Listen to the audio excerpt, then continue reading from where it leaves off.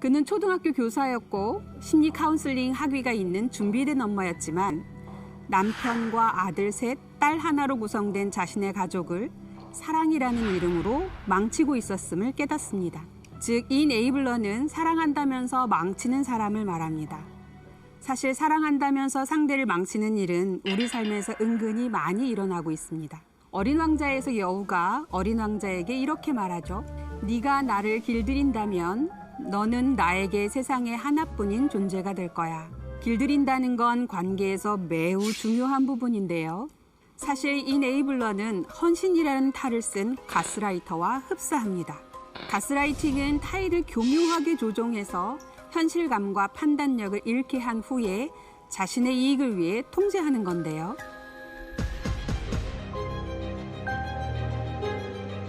이 가스라이팅이 무서운 이유는 본인이 상대방에게 가스라이팅 당하는지를 모른다는 점 때문입니다. 게다가 헌신의 탈을 썼다니. 다만 이네이블러는 가스라이터와 좀 다릅니다. 이네이블러는 관계에 집착하는데요. 그들의 내면 깊숙한 곳에는 버려질 것에 대한 두려움이 존재합니다. 혹시 그 사람이 나를 떠나면 어떡하지? 라는 생각 때문에 과도하게 상대의 비위를 맞추게 되죠. 이렇게 보면 일견 순종적이고 헌신적인 사람처럼 보일 수도 있겠습니다. 하지만 그렇지 않습니다. 사랑이라는 민영화에 누군가를 조장하거든요. 여기서 조장이란 단어에 주목하셔야 하는데요.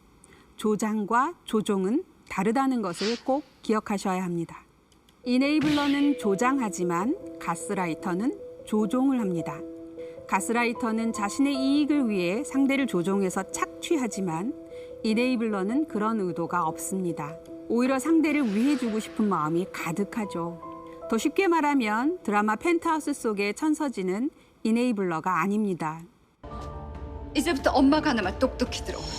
네 인생에서 민설아를 지우지 못하면 넌 평생 아무것도 못해. 네 스스로 이겨내란 말이야. 베로나한테 지는 건 엄마가 용서 못해.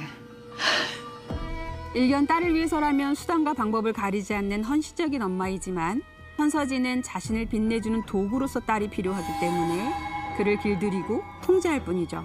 천서진은 자기 이익을 위해서 모든 주변 사람을 가스라이팅하는 자기애성 인격장애를 가진 사람이고 소시오패스이지 이네이블러는 결코 아닙니다. 그렇다면 이네이블러는 왜 이네이블링을, 즉 조장을 하는 걸까요? 사실 이네이블러는 누군가를 위해 헌신함으로써 사람들로부터 착한, 지혜로운, 품위 있는, 헌신적인 혹은 고상한 사람이라는 평가를 받고 싶어 합니다. 나는 꽤 괜찮고 쓸모 있는 사람이야 라는 감각을 느끼기 위해서 뼈와 살을 깎아가며 상대를 위해 헌신한 결과 자신은 적어도 남의 눈에 쓸모 있는 사람처럼 되었으나 그토록 사랑했던 상대방은 망가져버리는 거죠. 이네이블러가 상대를 위해 했던 행동이 그 사람을 망친다는 것. 여기에 방점을 두셔야 되는데요. 이네이블링은 악의를 가지고 하는 행동과는 다르기 때문입니다. 이네이블러는 헌신적이고 선한 의도를 가지고 있습니다. 하지만 그들의 과도한 돌봄이 상대의 의존성을 점점 심화시켜서 자존감 낮고 무책임하며 무동기적인 사람으로 만들어버리죠. 이런 맥락에서 극단적인 이네이블링은 대리인성 뮌하우젠 증후군과 다를 바 없기도 한데요. 대리인성 뮌하우젠 증후군 환자는 사람들의 눈에 천사 같은 인물로 비춰지고 싶어 합니다. 여러분은 누군가 우울해하거나 우울증에 걸렸다고 했을 때 어떻게 하시겠습니까? 우울하다고 하니 현실적인 책임을 감면해 주어야 할 것 같고, 우울하다고 하니 기분 좋아질 만한 자극을 제공해 주어야 할 것 같고, 우울하다고 하니 공부나 과제 등을 도와주어야만 할 것 같으신가요? 그렇다면 여러분의 내면에도 이네이블러의 성향이 있는 것일 수 있습니다. 모두 이네이블러들이 자주 하는 행동이거든요. 그들은 기꺼이 나서서 어려움에 처한 사람의 구원자를 자처합니다. 저자 역시 그랬습니다. 다리를 쓸 수 없게 된 사람은 휠체어 사용법을 익혀야 한다. 장애가 자신의 가능성을 발전시키지 않을 타당한 이유가 되지 않기 때문이다. 우울증에 걸린 사람들은 계속 절망을 느낄 수 있지만 침대에 그대로 누워 있을지 말지는 그들의 선택이다. 모든 것은 그들의 문제이고 그 문제에 대한 자신의 전략을 개발해야 하는 사람들도 바로 그들 자신이다. 다리를 다친 사람에게 필요한 것은 그들이 순간순간 처하게 될 어려움을 대신 해결해 주는 사람이 아니라 휠체어를 미는 법을 스스로 배울 수 있게 하는 것입니다. 하지만 한때 이네이블러였던 저자는 기꺼이 남편인 스탠의 다리가 되어주었고 우울한 스탠이 침대에 누워만 있도록 허락함으로써 그의 삶을 망치고 그 대가로 헌신적인 사람이라는 명성을 얻었죠. 저는 심리상담 과정에서 범죄 피해자들과 함께 그들의 트라우마를 재처리하는 작업을 많이 하는데요. 많은 피해자들이 사건 직후에는 트라우마의 영향에 압도되곤 하십니다. 그리고 범죄로 인해 자신의 모든 것이 망가졌다며 절망하시죠. 하지만 상담이 진행됨에 따라 대부분의 피해자들이 범죄로 인해 손상된 것은 자신의 전부가 아닌 일부임을 깨닫게 되고 상처받은 자신의 일부를 돌보는 방법을 터득하십니다.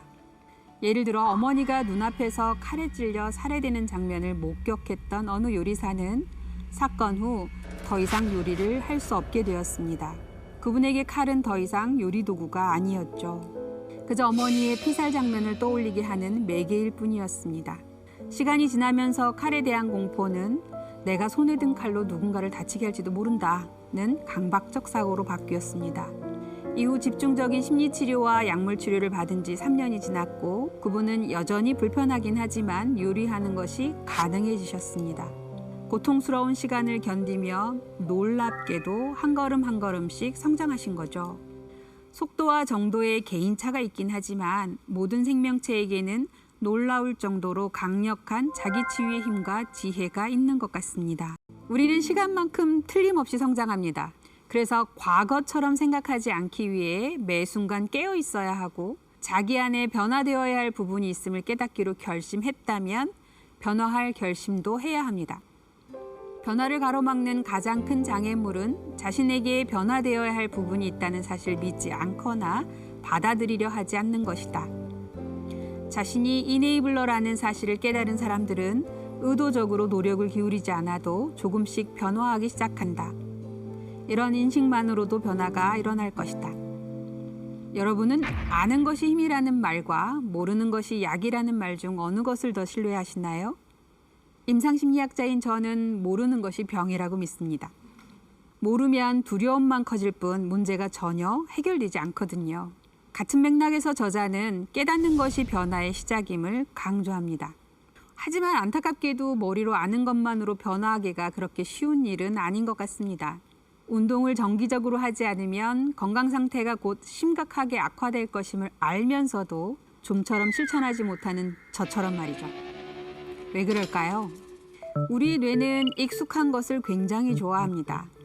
그래서 적절하지 않은 행동임을 알아도 우리의 뇌가 항상성을 유지하려고 고집을 부립니다. 지금까지 그렇게 살았는데도 생존에 문제가 없었으니 뇌의 입장에서는 굳이 바꿀 이유가 전혀 없는 것이죠. 새로운 행동을 하기 위해 계획하고 실행하는 데에는 많은 에너지가 필요하거든요. 우리의 뇌는 아주 큰 걸 잃고 나서야 비로소 고집을 꺾고 변화를 도모하곤 하는데요. 여러분도 지금 이 순간 변화해야 한다는 것을 알면서도 실천하지 못하고 계신가요?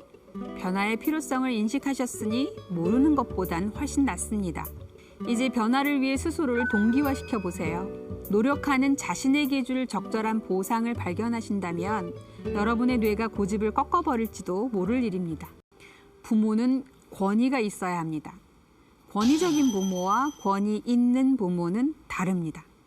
권위적인 부모는 사랑이라는 허울을 쓰고 강제하고 통제할 뿐이지만 권위 있는 부모는 따뜻하고 지지적이면서도 자녀의 안전과 발달을 위해서 꼭 필요할 때는 엄격하고 단호하며 일관성을 유지할 수 있습니다. 많은 부모님들이 엄격하고 심지어 스승이 되고 싶어 하는데요.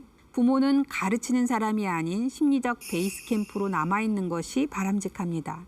특히 사춘기가 되면 아이는 부모와의 심리적 분리를 넘어서 물리적 독립까지 꿈꾸게 되고 실존에 대한 다양한 생각을 하게 되는데요. 그럼에도 불구하고 부모가 자녀의 독립을 방해하며 지시하고 통제할 뿐 아니라 자신의 방식을 강요하면 어떻게 될까요? 아이는 부모의 아바타가 될 운명을 받아들이고 의존자가 되거나 강하게 저항하면서 반항자가 되어버릴 수 있습니다. 예를 들어 볼까요? 가족 중심적인 여자에게 개인적 성취란 다정한 이웃들이 사는 동네에 편안한 집을 장만하고 성공한 남편과 반에서 수석을 차지하는 자녀를 두는 것이었다. 편안한 집, 성공한 남편, 반에서 수석을 차지하는 자녀. 이 세 가지를 보고 떠오르는 인물이 있으신가요? 드라마 스카이캐슬의 예서 엄마 광미향을 떠올리시는 분들이 꽤 많으실 것 같습니다. 그는 화려한 타운하우스에 의사 남편, 공부 잘하는 딸 예서를 두었죠. 자식의 길을 자신이 선택하려 하고 자식에게는 선택권을 주지 않습니다. 아이가 뭔가 하고 싶어 해도 본인의 기준상 안 된다고 말려서 못하게 하죠. 자신들이 이미 가본 길이니 어디에 어떤 돌이 있고 그 돌을 어떻게 하면 피해갈 수 있는지 알고 있다는 이유에서입니다. 심지어 광미향은 여기서 그치지 않고 입시 코디네이터인 김주영에게 딸 예서를 맡깁니다. 김주영은 이네이블러들과 그들의 의존자들을 통제하는 아주 능숙한 가스라이터인데요. 여기서 주목해야 될 것은 그에게 의존하는 광미향과 예서가 피해자처럼만 보이지만 어떤 면에서는 악인인 김주영을 더 악인답게 만드는 조장자, 즉 이네이블러이기도 하다는 점입니다. 그런 면에서 소위 막장이라고 불리는 드라마 속에서 세상 착하게 묘사되는 대부분의 인물들이 사실은 악인을 더 악인답게 조장하는 이네이블러들일 수도 있겠습니다. 그럼 삶을 살아가는 재미를 찾게 해주려면 어떻게 해야 할까요? 맨 처음에 읽었던 문장 기억나시나요? 네 앞길에 돌멩이를 치우고 내가 직접 했어 라고 말하는 기쁨을 내게서 뺐겠지. 아이는 돌에 걸려 넘어져 본 뒤에야 그것이 위험함을 인식하고 다음번에 돌에 걸려 넘어지는 실수를 면하게 되면 우쭐해하면서 자신의 권능감을 키워가게 됩니다. 어쩌다 넘어져도 금방 일어나서 다시 걸을 용기를 낼 수 있게 되는 것이죠. 하지만 아이의 앞길에 서서 돌멩이를 치워주는 부모는 어떤가요? 아이가 스스로 해내는 기쁨을 누릴 기회를 빼앗는 이네이블러들인 것이죠. 그런 면에서 조장은 인간의 가장 원초적인 기쁨을 뺏어가는 행위일 수도 있습니다. 물론 아무래도 아이들은 경험이 없으니 서툴 수 있죠. 그래서 기회를 주었다가도 서툰 모습을 보고 다시 기회를 뺏는 경우도 있습니다. 나는 아이들에게 여러 면에서 방해가 되는 존재였다. 아이들에게 집안일을 잘 분배해 주었지만 끝까지 밀어붙이는 데에는 서툴렀다. 아이가 나중에 할게요 라고 말하고 나중에 하지 않으면 내가 직접 했다. 아이들은 바쁘게 생활했고 나는 집안이 잘 돌아가도록 하는 것이 결국 내 일이라고 생각했다. 저자는 아이들에게 집안일을 나누어 주지만 바로 하지 않고 나중에 한다는 말에 참지 못하고 결국 저자가 직접 하고 말았음을 고백하는데요. 아이들의 경우는 어른이 기회를 주었다 뺐으면 그것을 처벌로 느끼고 위축될 수 있습니다. 제대로 잘하지 못했다는 메시지니까요. 이런 일이 반복되면 아이는 선택의 기회를 달가워하지 않게 됩니다. 어차피 자신의 선택을 부모가 만족스러워하지 않을 것임을 아니까요. 그럼에도 불구하고 이네이블러인 부모들은 주었다 뺏으면서도 서툰 아이를 위해 본인이 희생했다며 뿌듯해합니다. 사실은 아이의 즐거움을 빼앗은 것일 뿐인데도 말이죠. 아이에게 무언가 임무를 주었다면 기다려주세요. 비록 너무 많이 서툴더라도 아이가 해냈다는 기쁨을 누릴 수 있게. 헬렌은 제니 때문에 살아간다. 헬렌은 매우 행복해한다. 반면 제니의 눈에는 미묘하게 절망적인 기색이 어려있다. 제니는 엄마가 애지중지하는 장난감인 셈이다. 제니는 엄마가 베풀어준 혜택과 선물에 너무 은혜를 입은 나머지 엄마를 떠날 수 없다. 저자의 직장 동료 헬렌은 딸을 위해서라면 모든 것을 줄 수 있는 이 엄마는 딸 때문에 산다며 행복해하죠. 하지만 딸 제니는 아닌 것 같습니다. 여기서 충격적인 건 제니의 나이인데요. 제니는 과연 몇 살일까요? 책이 쓰인 나이로 32살입니다. 헬렌은 딸 제니와 심리적 경계를 유지하지 못한 채 자신의 욕구를 딸 제니의 욕구라고 착각합니다. 그래서 자기가 하고 싶은 대로 해놓고 제니가 그것을 기뻐할 것이라고 생각하며 결과적으로 자신은 제니를 위해 모든 것을 헌신하는 좋은 엄마라고 느끼죠.